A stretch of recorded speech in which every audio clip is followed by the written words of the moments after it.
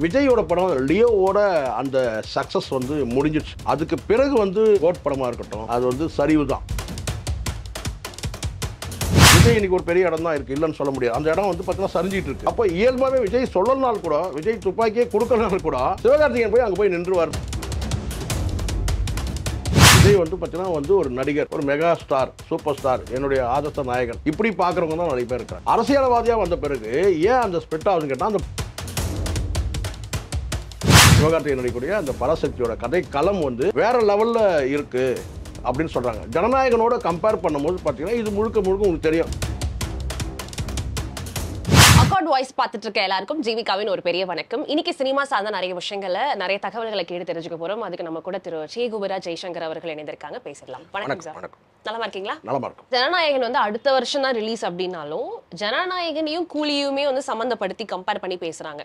இந்த ரெண்டு படத்தினுடைய ரிலீஸ், போஸ்ட் ரிலீஸ் வந்து அந்த ஆடியன்ஸோடைய வரவேற்பு எப்படி இருக்கும், கலெக்ஷன்ஸ் எப்படி இருக்கும் அப்படின்னு முதல்ல இதையும் அதையும் கம்பேர் பண்ணலாம்னு கம்பேர் பண்றதுல எனக்கு இல்லை. ஏன்னா நான் இது வந்து அரசியல் பார்வையில் சொல்கிறேன், நீங்கள் நினைக்காதீங்க.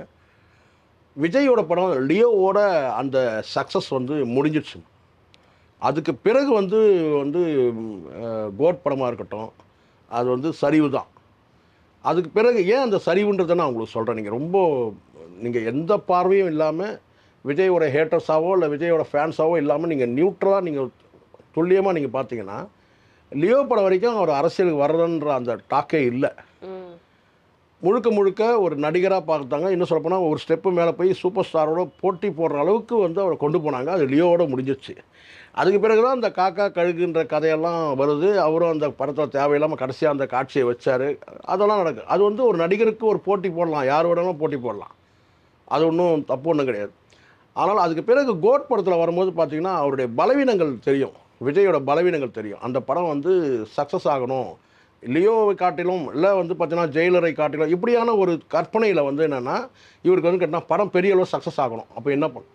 அப்போ தான் இவர் வந்து ரஜினியோட ஃபார்முலா வந்து கொண்டு வந்து இருப்பார். ரஜினி எப்படி ஜெயிலரில் ஒரு ஃபார்முலா கொண்டு வந்தார் கேட்டிங்கன்னா, எல்லா இடத்துலையும் சூப்பர் ஸ்டாரை கொண்டு வராரோ அந்த மாதிரி இவர் என்ன செஞ்சார்னா மற்ற ஸ்டேட்டில் கொண்டு வர இங்கேயே கொண்டு வந்துட்டார். என்னென்னு கேட்டால் பிரசாந்த், பிரபுதேவா, விஜயகாந்த் ஏஐயில், பழைய மோகன், ஸோ இப்படி இவங்களெல்லாம் கொண்டு வந்துட்டு அந்த கேரக்டரை தூக்கி நிறுத்தணும்னு நினச்சாரு. அது வந்து எதிர்பார்த்த அளவுக்கு வந்து லியோ அளவுக்கு போகலை. இது உண்மை தான். அதுக்காக ஃப்ளாப்புன்னு நான் சொல்ல மாட்டேன், மொக்கப்படம்னு நான் சொல்ல மாட்டேன்.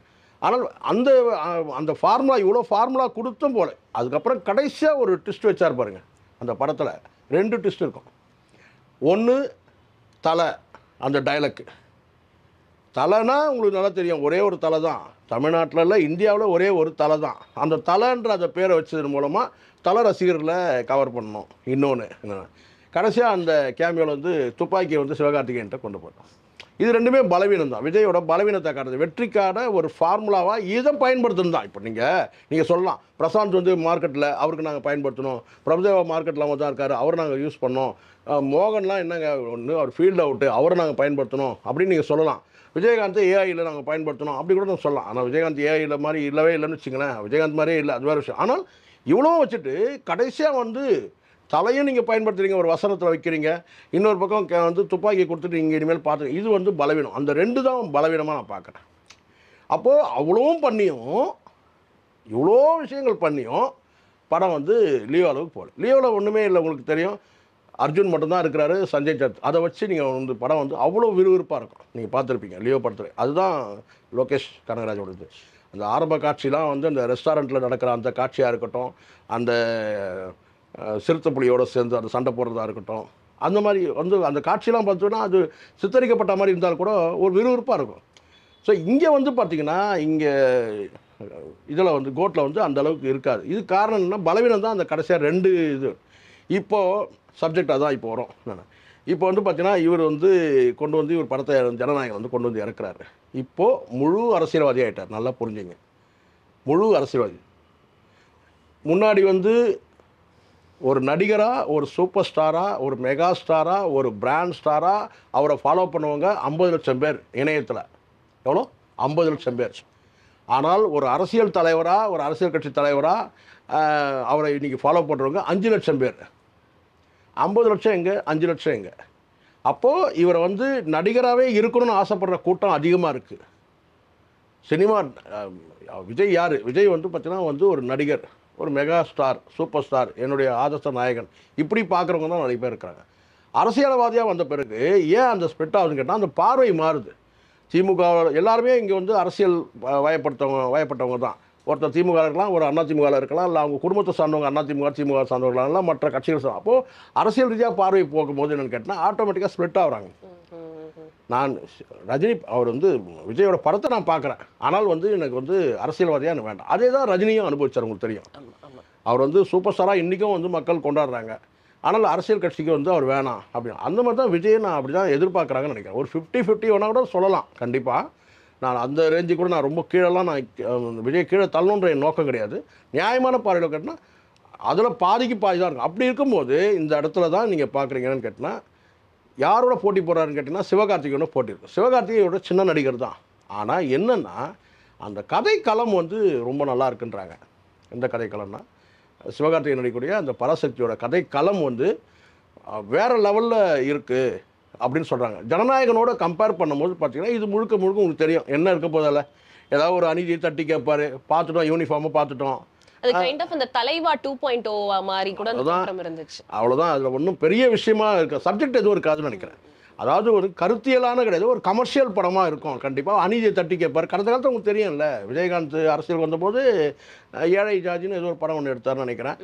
அரசியல் வந்து அதுக்கு பிறகு அந்த படம் ஓரளவுக்கு வந்து சுமாராக தான் போச்சு, ரொம்ப போகல. ஏழை ஜார்ஜின்னு ஒரு படம் ஜெயபிரதா போட்டு ஒரு படம் எடுத்தார், அது போகலை. அப்புறம் அரசியலுக்கு வந்துட்டு பிறகு விருதகிரின்னு ஒரு படம் எடுத்தார், அது சூப்பர் ஃப்ளாப் ஆச்சு, அட்டர் ஃப்ளாப் ஆச்சு, விருதகிரின்னு ஒரு படம். ஸோ அந்த மாதிரி நான் எம்ஜிஆருக்கே இந்த சூழல் தான். நீங்கள் டீப்பாக கேட்குறதா நான் சொல்கிறேன். எம்ஜிஆர் வந்து அரசியலுக்கு வந்தபோது கிட்டத்தட்ட ஒரு 5 படம் எல்லாம் அரையும் குறையுமா நிற்குது. அதெல்லாம் அப்படியே விட்டுட்டு மதுரை மீட்ட சுந்தரபாண்டியன் இன்றைக்கி எப்படி ஜனநாயகன் எடுக்கிறாரோ அது மாதிரி மதுரை மீட்ட சுந்தரபாண்டியன் அந்த படம் ஃப்ளாப் ஆச்சு. ஆனால் அரசியல் ரீதியாக வெற்றி அடைஞ்சிட்டாரு. ஆனால் வந்து படம் வந்து ஃப்ளாப் ஆச்சு. ஏன்னா அவரை வந்து ஏற்றுக்கலை. அவர் அரசியல்வாதி ஆகிட்ட பிறகு அங்கே படம் பார்க்க போகிறவங்க விட்டாங்க. அதுக்கப்புறம் அவர் வந்து கூட்டணி வச்சு தான் ஜெயிச்சார். அதெல்லாம் வேறு கூட்டணி ஜெயிச்சாருனாக்காக எப்படிங்க அரசியல்வாதியாக ஜெயிச்சார்னா கூட்டணி வச்சா ஜெயிச்சார். அதுக்காக அப்போ இங்கே இந்த இடத்துல என்ன ஆகுதுன்னா நீங்கள் வந்து ஜனநாயகன் வந்து போட்டி போடும்போது கருத்தியலாகவும் இது கமர்ஷியல், அது கருத்தியலாகவும் கமர்ஷியலாகவும் வெற்றியடைய வாய்ப்பு இருக்குது. இது கமர்ஷியலாக வெற்றி அடையும். யார் ஜனநாயகன் வந்து வெற்றி அடையும். கமர்ஷியல் வெற்றி வேறு, கருத்தியலாக வெற்றி அடையாது. அது கருத்தியலாகவும் வெற்றி அடையும், கமர்ஷியலாகவும் வெற்றி அடையும். அப்போ எந்த வெற்றி பெரிய வெற்றியாக இருக்கும்? அந்த படத்தை பற்றி டாக் இருக்கும். இது வந்து ஃபன். இது வந்து பார்த்தீங்கன்னா வந்து ரசிகர்கள் கொண்டாடுவாங்க. அந்த தொண்டர்கள் வந்து என்ஜாய் பண்ணிட்டு கொடியை வந்து கட்டிட்டு தோரணம் கட்டிட்டு ஆகா ஓகோன்னு பட்டாசு வச்சுட்டு போயிடுவாங்க. ஆனால் அந்த படம் வந்து எப்படின்னு கேட்டிங்கன்னா ஒரு 10 நாள் நடக்கும். இது ஒரு 10 நாளில் ஒரு வாரம் நடக்கும். ஆனால் அது வந்து அப்படின்னு கேட்டிங்கன்னா வந்து கருத்தியெல்லாம் வெற்றின்றதுனால ஒரு மாதம் வந்து அது வந்து பார்த்தீங்கன்னா அதை பற்றி ஒரு டாக் இருக்கும். ஏன்னா அப்படி சப்ஜெக்ட் அப்படி சொல்கிறாங்க. முழுக்க முழுக்க வந்து ஒரு சாக்ரிஃபைஸ் வந்து ஒரு வரலாறு சொல்லுது, திராவிட வரலாறு சொல்லுதுன்னு சொல்கிறாங்க. அதை பற்றி சின்ன சின்ன செய்திகள் வந்துருக்கு. அதுதான் அதை வச்சு தான் நான் சொல்கிறேன். மற்றபடி ஆமாம், அதாவது கேட்டால் அந்தளவுக்கு வந்து ஒரு கருத்தியலான ஒரு படம். அது முழுக்க முழுக்க வந்து மொழிப்போரை பற்றி சொல்லுது. அந்த படத்தை வந்து பேன் பண்ணாமல் இருந்தாங்கன்னா பெரிய விஷயம். அப்படிலாம் சில டாக் வருது. பேன் பண்ண முடியாது, பெரிய பிராண்ட் இவங்க எப்படி இருந்தாலும் காம்ப்ரமைஸ் பண்ணி படத்தை தூக்கிடுவாங்கன்னு வச்சுக்கோங்களேன். ஆனால் அந்தளவுக்கு வந்து சிவகார்த்திகேயனுக்கு வந்து வேறு லெவலில் கொண்டு போய் வச்சிடும். இவங்க வைக்கிறாங்களோ இல்லையோ விஜய் இடத்துல கொண்டு போய் கூட வைக்கலாம். விஜய் இன்றைக்கி ஒரு பெரிய இடம் தான் இருக்குது, இல்லைன்னு சொல்ல முடியாது. அந்த இடம் வந்து பார்த்தீங்கன்னா சரிஞ்சிட்டு இருக்கு. அப்போ இயல்பாகவே விஜய் சொல்லலனால் கூட, விஜய் துப்பாக்கியே கொடுக்கலனால் கூட சிவகார்த்திகேயன் போய் அங்கே போய் நின்றுவாருன்றாங்க. ஏன்னா இந்த கதை வந்து அந்த மாதிரி இருக்குது. இதை எல்லாரும் மிஸ் பண்ணவங்களாம் ரொம்ப ஃபீல் பண்ணுறாங்க. இந்த படம் யாராவது மிஸ் பண்ணாங்க தெரியுமில்ல? பராசக்தி, சூர்யா. ஃபஸ்ட்டு சூர்யா தான் கேட்டாங்க. சூர்யா மிஸ் பண்ணார், ஏன்னா இது பொலிட்டிக்கலாக இருக்குது அப்படின்ற மாதிரி. சிம்புவை கேட்டாங்க. அதுக்கப்புறம் வந்து புறநானூறு ஏதோ படம் பேர் வச்சுருந்தாங்க. அப்புறம் அவரும் வேணான்னு சொல்லிட்டாரு. அதுக்கப்புறம் தான் வந்து சிவகார்த்திகேயன் ஃபிக்ஸ் பண்ணாங்க. ஸோ அதனால் படம் வந்து கண்டிப்பாக வந்து சக்ஸஸ் ஆகும். அப்போ தான் தெரியும் இவங்க வந்து நீங்கள் சொன்ன மாதிரி கேட்டால் வந்து விஜயோட வந்து பொலிட்டிக்கல் கேரியர் எப்படி, சினிமா கேரியர் எப்படி. அதனால தான் அவர் வந்து உங்களுக்கு தெரியுமா, உங்களுக்கு இந்த நிமிஷம் வரைக்கும் விஜய் வந்து ரொம்ப தந்திரமாக, ரொம்ப எச்சரிக்கையாக ஜனநாயகன் கடைசி படம்னு சொல்லிட்டு எல்லாரும் உருட்டுறாங்க. இந்த சேனலில் உட்காந்து உருட்டுறவங்க அத்தனை பேர் உருட்டினாங்க. நான் ஒரு ஆள் தான் சொன்னேன், ஜனநாயகன் கடைசி படம் கிடையாது, வந்து படம் அடுத்தடுத்து படம் நடிக்கிறாரு கிடையாது. ஏன்னா ஆரம்பத்துலேருந்து நான் சொல்லிட்டு வரேன். அது காரணம் கேட்டிங்கன்னா எனக்கு உறுதியான தகவல் கேட்டிங்கன்னா ஜான் ஆரோக்கியசாமி என்னோட தொடர்பில் இருந்தபோது அவர் சொன்ன வார்த்தை தான், கடைசி படம் தான். நீங்கள் வேணால் பழைய அறிக்கை எடுத்து பாருங்கள், விஜய் எந்த இடத்துல இது என் கடைசி படம் சொல்லியிருக்காரு கிடையாது. ஒப்புக்கொண்ட படங்கள் முடித்து விட்டு நான் முழு நேர அரசியலுக்கு வரேன்றார். ஒப்புக்கொண்ட படங்கள்னால் அவருக்கு தானே தெரியும். அவர் 2026 வரைக்கும் ஒத்துக்கிட்டு இருக்கிறாரா, 29 வரைக்கும் ஒத்துக்கிட்டு இருக்கிறாரா, 31 வரைக்கும் ஒத்துக்கிட்டு இருக்கிறாரா, இல்லை 40 வரைக்கும் ஒத்துக்கிட்டு இருக்கிறாரான்னு அவருக்கு தானே தெரியும். எந்த இடத்துல வந்து ப்ரூவ் பண்ண சொல்லுங்கள். யாரெல்லாம் விஜய் வந்து ஜனநாயகன் கடைசி படம் சொன்னாங்களோ, விஜய் எந்த இடத்துல வந்து ஜனநாயகன் படம் எனக்கு கடைசி படம் அப்படின்னு சொல்லியிருக்காரு. சொல்லலை, எடுத்து காட்ட சொல்லுங்கள். நான் இந்த யூடியூப்பில் இந்த விட்டே போயிடுறேன். எங்கேயுமே அவர் சொல்லலை. ஒப்புக்கொண்ட படங்கள்னு ஒரு அப்போ நான் கேட்குறேன், நீங்கள் நைட்டு நான் ஃபோன் பண்ணி கேட்டேன், சார் இந்த அறிக்கையில் வந்து ஒரு ட்விஸ்ட் இருக்குது, ஒப்புக்கொண்ட படங்கள்னு சொல்கிறாரு, எப்படி சார் அது அப்படின்னு சொல்லும்போது கேட்டிங்கன்னா, இல்லை சார் அவருக்கு வந்து இப்போதைக்கு என்ன கேட்டினா பொலிட்டிக்கலாக வந்து டெப்த் என்னன்னு பார்க்கலாம், ஏன்னா இது வந்து பெரிய கெரியர் அப்படின்னு ஒரு சில பதில் எனக்கு பாசிட்டிவான பதில் சொன்னாங்க. நான் வந்து விஜய் வந்து அரசியலுக்கு போயிடணும், சினிமா விட்டு போயிடணுன்றதுலாம் எனக்கு எண்ணம் கிடையாது. நடந்த விஷயங்கள் மட்டும் சொல்கிறேன். ஜனநாயகன் கடைசி படம் கிடையாது. தொடர்ச்சியாக நடிக்கிறார். அவர் வந்து பார்த்தீங்கன்னா சினிமா வந்து பார்த்தீங்கன்னா லவ் பண்ணுறாரு. அது ரெண்டாவது என்ன கேட்டால் அதிகாரம் பணம் புகழ் இருக்கும்போது அடிஷனலாக ஒன்று மைனஸ் ஆகுது அவர் கையில். மற்றவங்கள காட்டலாம். நீங்கள் மற்றவங்கன்னா நீங்கள் யாரை வேணால் புரிஞ்சுக்குங்க. ஒரு சிலர்கிட்ட மூணுமே இருக்குது. பணம் இருக்குது, புகழ் இருக்குது, அதிகாரம் இருக்குது. ஆனால் இவர்கிட்ட அதிகாரம் இல்லை, பணம் புகழ் ரெண்டுமே இருக்குது. அப்போ அந்த அதிகாரத்தை பிடிக்கணுன்றதுக்காக தான் அரசியலுக்கு வராரு. சக்ஸஸ் ஆனால் கண்டினியூ பண்ணுவார், இல்லைன்னா மறுபடியும் பணம் புகழ் போதுன்ட்டு அப்படி போயிடுவார். ஓகே சார், நிறைய தகவல் வந்து கொடுத்தீங்க, மிக்க நன்றி. நன்றி.